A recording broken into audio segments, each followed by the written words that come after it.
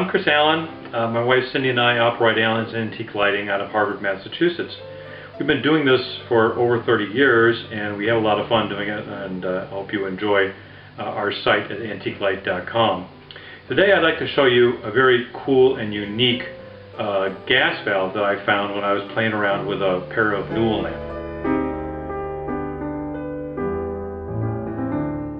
The purpose of a Newell lamp is to sit at the bottom of a staircase on a banister. There's a big Newell post typically at the bottom of your staircase, and a Newell lamp sits on top of there and lights up the staircase for you. These were, in the days of the Victorian era, very ornate, elaborate, fancy affairs.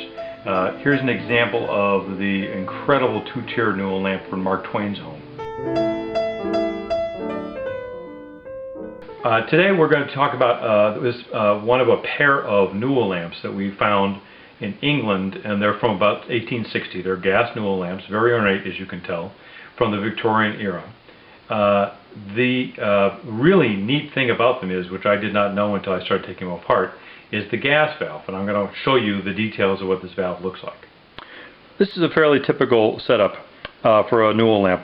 If this is the gas post that comes up from the base of the Newell post, it comes into this valve, and the valve is typically a brass housing, and then there's the shade holder or fitter, and then there's the burner. And this thing is the valve that operates the gas cock that operates the gas. So in this position it would be closed, and then the homeowner would, or in this case the staff, would move the valve in the position so, and the gas would extend up here and you'd light the burner. In this case, however, the top of these Newell lamps have no gas valve. There's no key, there's no valve. So I didn't understand how this could be a gas lamp until I started taking it apart. So if we remove the burner and remove the fitter, this part, this collar, comes off the post. And as you can see, this is notched in the way that a gas valve would be notched. And here in the post itself there are two holes. So the gas feeds out of this hole, and in one position it's closed, and when you rotate this it opens up a little side vent in this part of the valve, allowing the gas to go from the lower hole up into the inner hole, top hole, and up into the burner up here. So for example, this would be off and this would be on.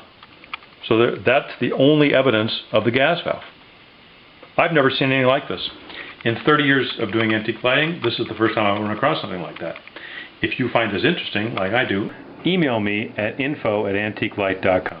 And if you really like gas lighting and all types of antique lighting, you should visit our site, antiquelight.com.